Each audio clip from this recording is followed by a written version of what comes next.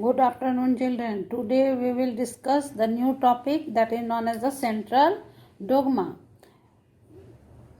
Francis Crick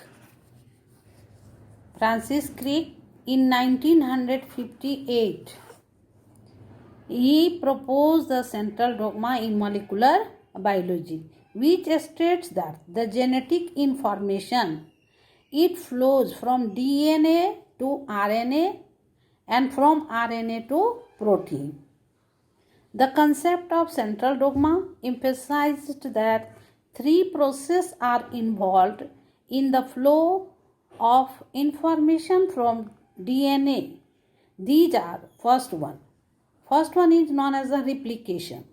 That is exact copy or the duplication of the DNA takes place.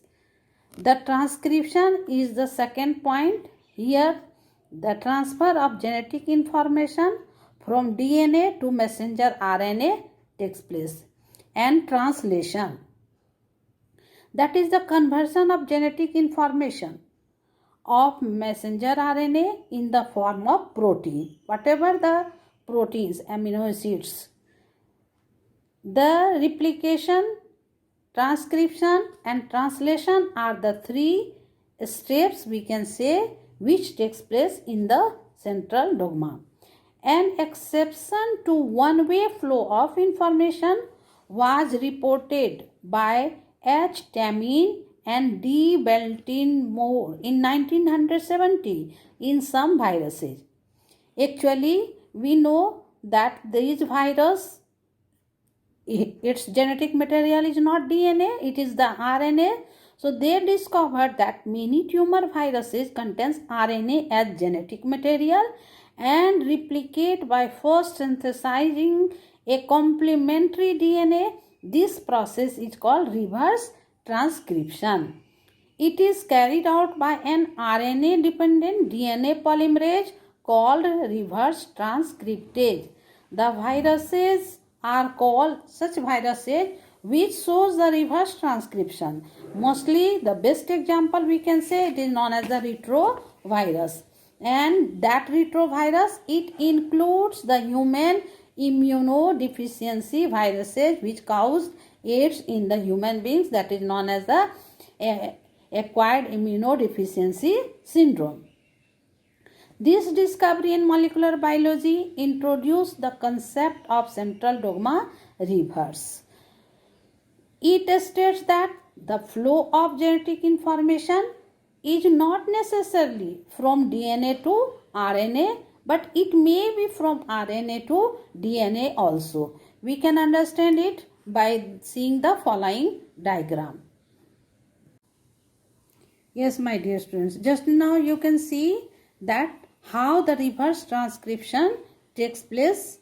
Here, replication DNA, it makes the messenger RNA and that RNA which will make the protein. But in case of the retrovirus, there is not direct formation of the messenger RNA from the DNA because RNA is the genetic material in the retrovirus. So reverse transcription takes place. First, the RNA, it makes again DNA and then there is the formation of messenger RNA and protein. So this is about the central dogma which takes place in the all living organisms. All the metabolic activities is controlled in our body by transformation of the by giving the information from DNA to messenger RNA, and then messenger RNA helps in the synthesizing into the protein.